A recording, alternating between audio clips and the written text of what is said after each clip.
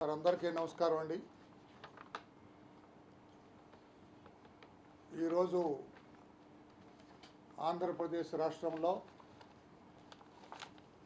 దళిత వర్గాలకు మరీ ముఖ్యంగా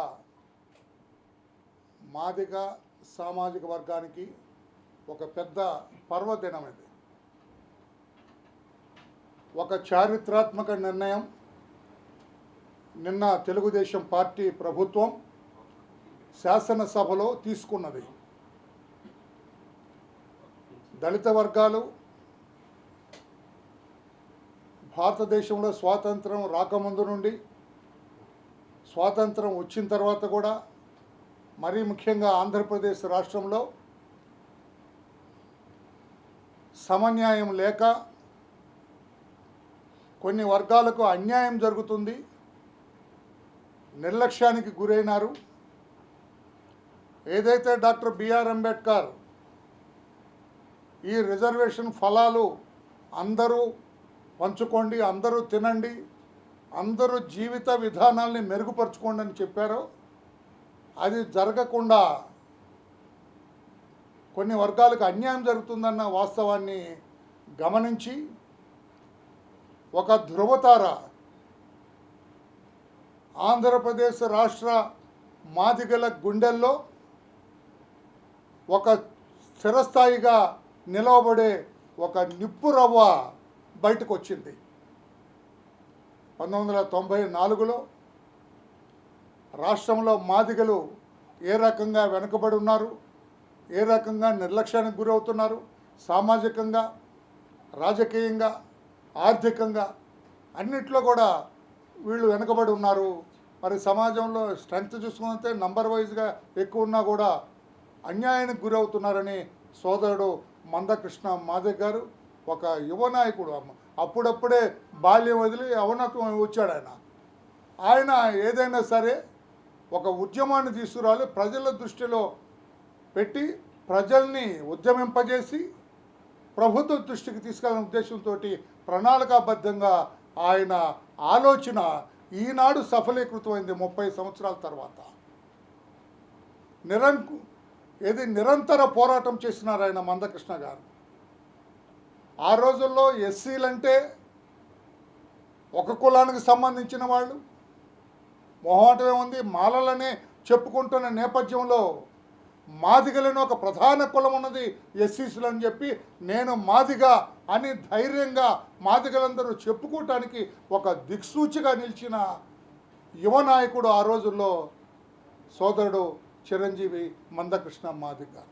అందరికీ ధైర్యం వచ్చింది. ఉద్యోగాలు కావాలనుకునే వాళ్ళకి, చదువుకునే బిడ్డలకి, ఉద్యోగాలు చేస్తున్న వాళ్ళకి, పొలాల్లో పనిచేస్తున్న కార్మికులుగా ఉన్న చెప్పులు కుట్టే వాళ్ళకి అందరికీ ధైర్యం వచ్చింది. అప్పటి నుంచే మొదలుపెట్టారు నేను మాదిగని చెప్పటం మొదలుపెట్టారు. ఎస్సీ అంటే ఒక కులం అని ఒక నానుడు ఉంది, ఒక అలవాటుగా మారిన నేపథ్యంలో అది కరెక్ట్ కాదు. ఎస్సీలంటే మన ఆంధ్రప్రదేశ్ రాష్ట్రంలో 59 కులాలు ఉన్నాయి. అందులో ప్రిడామినెంట్ క్యాస్ట్లు మాలా, మాదిగ అని చెప్పి మాదిగల్ని చైతన్యం చేసిన వ్యక్తి మందకృష్ణ మాదిగ.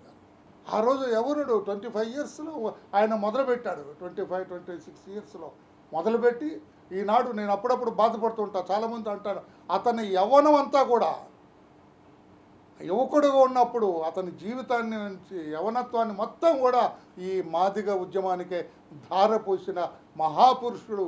నేను ఎప్పుడు ఇంత పొగడలేదు. ఈ రోజున కావాలని పొగడాలని అనిపిస్తుంది నాకు. తన యవనం మొత్తాన్ని కూడా ఈ మాదిగ జాతి కోసం ధారపోసిన మందకృష్ణ మాదిగ గారిని అభినందించాలి. ఆయన చేసిన శ్రమను మాదిగలందరూ కూడా గుర్తించాలి.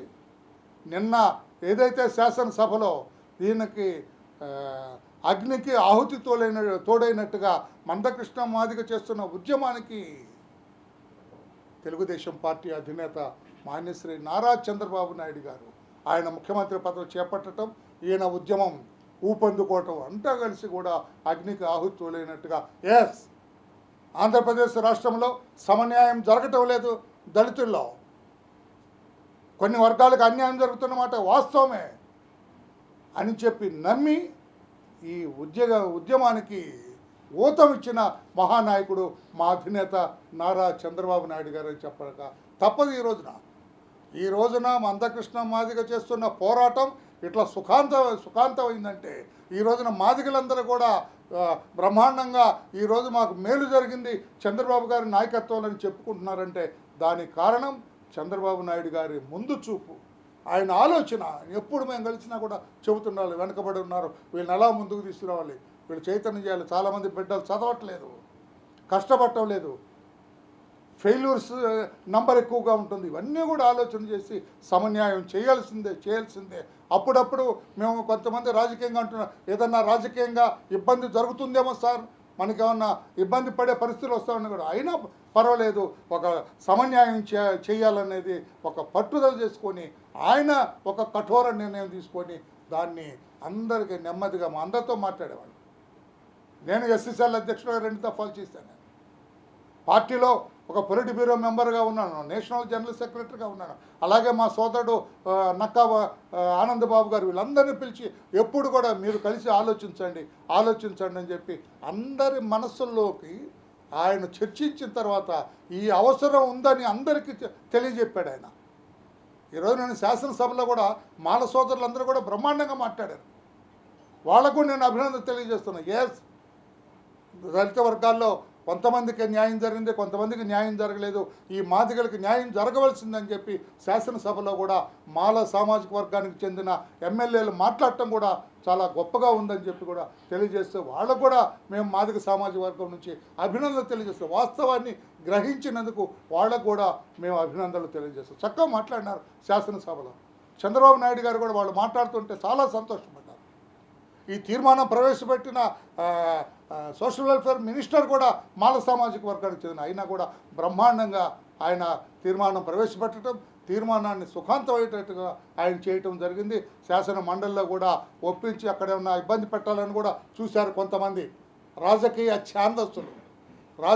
ఛాందస్సులు కొంతమంది మండలిలో కూడా ఇబ్బంది పెట్టాలంటే చంద్రబాబు నాయుడు గారి ముందు రాజకీయ చతురత ముందు, ఆయన రాజకీయ అనుభవం ముందు పారిపోక తప్పలేదని చెప్పి కూడా తెలియజేస్తూ, ఈ రోజున మార్నింగ్ నాకు తెలిసిన విషయం, ఇక్కడే కాదు తమిళనాడు రాష్ట్రంలో పండుగ చేసుకుంటున్నారు మాదిగలందరూ కూడా. మహారాష్ట్రంలో కూడా చంద్రబాబు నాయుడు గారు చేసినట్టు చేయాలంటున్నారు. కర్ణాటక నుంచి నాకు అతను ఫోన్ పేరు కూడా మంచి ఆయన నాకు ఫోన్ చేస్తున్నాడు, అన్న ఇది తప్పకుండా కర్ణాటకలో కూడా మాకు కావాలన్న ఆయన నాయకత్వం లాంటి నాయకత్వం కావాలా.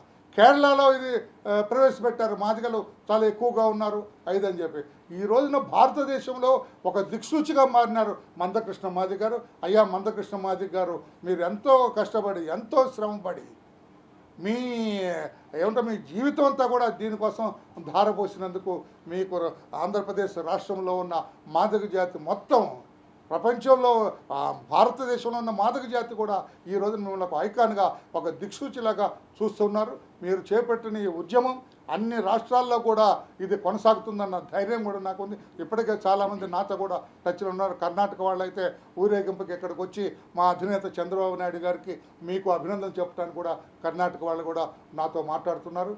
మీరు చేసిన ఈ మేలు ఈ రోజున మాదిగ జాతి గుండెల్లో చిరస్థాయిగా ఉంటాను. ఇదొక హిస్టరీ.